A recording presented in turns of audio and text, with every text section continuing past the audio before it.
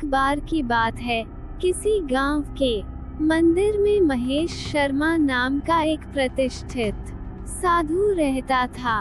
गांव में सभी लोग उनका सम्मान करते थे।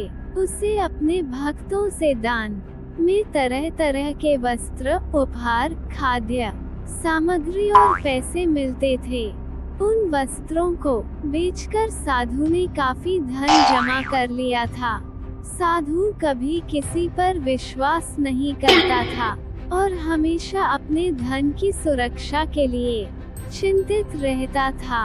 वो अपने धन को एक पोटली में रखता था और उसे हमेशा अपने साथ लेकर ही चलता था। उसी गांव में एक ठग रहता था। बहुत दिनों से उसकी नजर साधु के धन पर थी। ठग हमेशा साधु का पीछा किया करता था, लेकिन साधु उस गठरी को कभी अपने से अलग नहीं होने देता।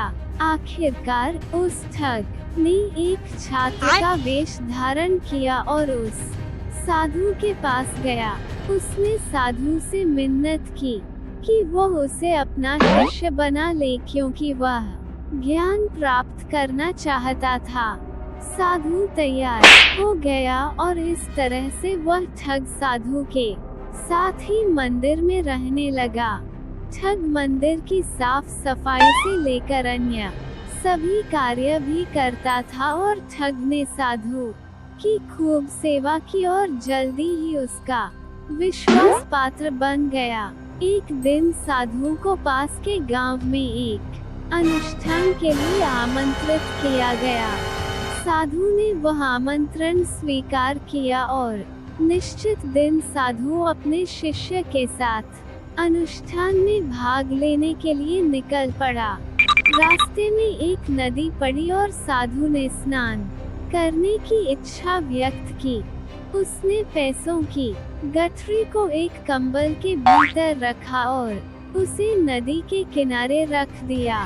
उसने ठग से सामान की रखवाली करने को कहा और खुद नहाने चला गया। ठग को तो कब से इसी पल का इंतजार था।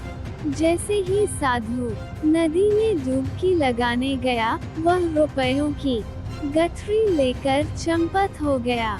किसी अजनबी की चिकनी चुपड़ी बातों में आकर ही उस पर विश्वास नहीं कर लेना चाहिए।